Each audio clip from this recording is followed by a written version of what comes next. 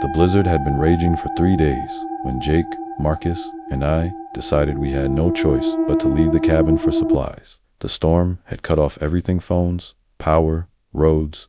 We were completely isolated at Lake Murin. "Stay close," I shouted over the wind as we roped ourselves together. The general store was only 2 miles away, but in whiteout conditions, it might as well have been on another planet. We'd been trudging through waist-deep snow for nearly an hour when Jake suddenly stopped at the lake's edge. Through the swirling white, we saw something dark on the ice. "What is that?" Marcus pointed his flashlight at a series of massive cracks in the frozen surface. We moved closer, drawn by morbid curiosity. That's when we saw it: a human hand, frozen solid, reaching up through the ice as if grasping for help that never came. "Oh God," Jake whispered. "There's someone under there." He knelt down and brushed away the snow. We all gasped.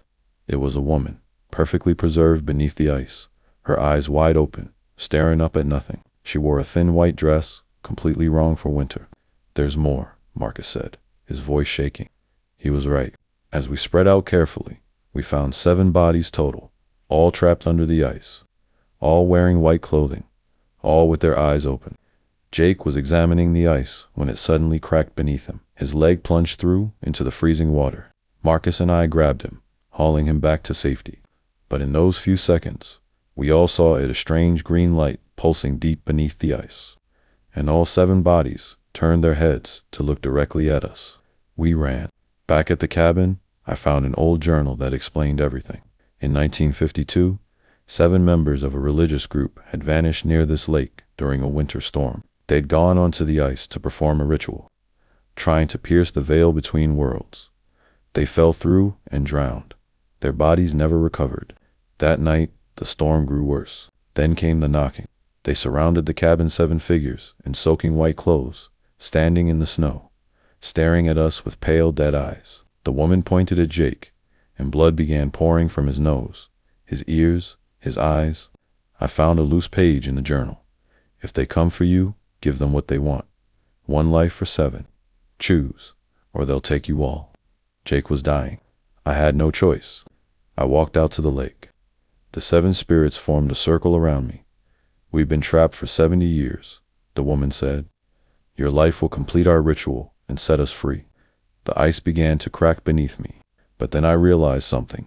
She said life force, not death. "Take what you need," I said, "but I'm not dying for you." I opened myself up, offering my energy, my warmth, my living essence. The green light exploded from the lake.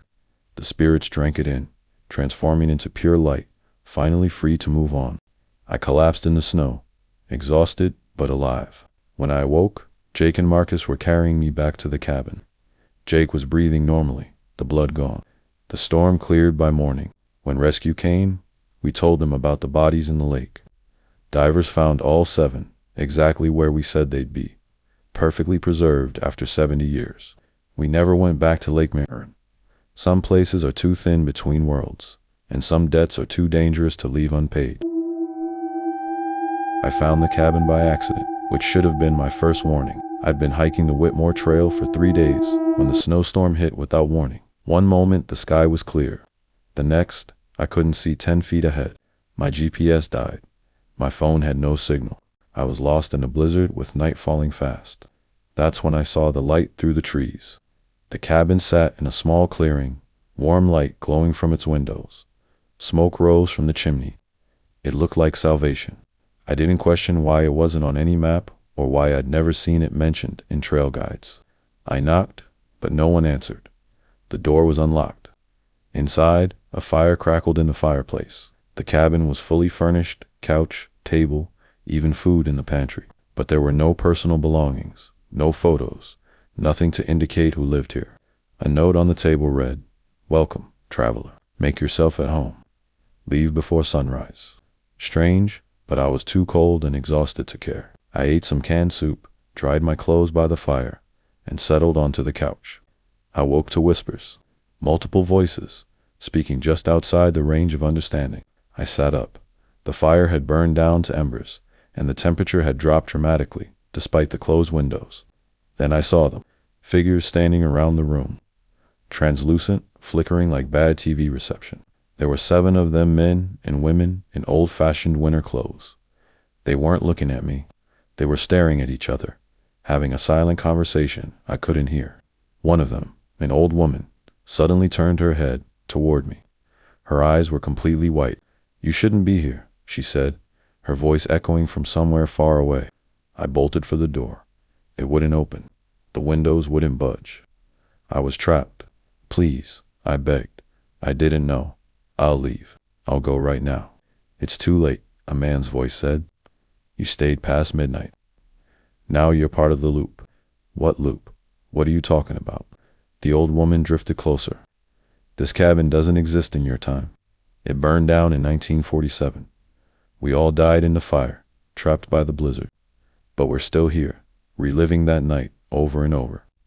And now, so are you." I could smell smoke. Flames began licking up the walls, but they cast no heat. The 7 figures stood in the fire, untouched, watching me with their dead white eyes. "Every few years, someone stumbles onto our loop," the woman continued. "Someone finds the cabin when they shouldn't, and they become part of our eternal night." The smoke was getting thicker. I couldn't breathe. Through the window, I saw myself standing outside in the snow, knocking on the door, about to enter. The loop was starting over. Then I remembered the note. "Leave before sunrise." "The sunrise," I shouted. "If I stay until sunrise, I break the loop." The old woman smiled sadly. "No one has ever lasted until sunrise. The smoke, the flames, the fear, they always run before dawn. And running just starts the loop over." I made my decision. I sat down in the middle of the burning cabin and waited. The smoke filled my lungs. The heat became unbearable. The 7 ghosts circled me, their voices rising in a horrible chorus. But I didn't run. I closed my eyes and thought about my family, my life, everything worth surviving for. When I opened my eyes, it was dawn. Real dawn. The cabin was cold and empty, abandoned decades ago. Roof partially collapsed, windows broken. The 7 figures stood in a line, their forms becoming transparent in the growing light. "Thank you," the old woman whispered. "You broke the loop. We can finally rest." They faded with the sunrise, and I was alone in the ruins of a cabin that shouldn't exist. I made it back to the trail by noon. Rangers found me half frozen and delirious. They said I'd been missing for 5 days, not 1 night. They said there was no cabin on Whitmore Trail, never had been. But I know what I saw, and I know that 7 people who died in 1947 are finally at peace. Sometimes the bravest thing you can do is stay when everything in you screams to run. Sometimes breaking a curse means facing the fire and refusing to blink.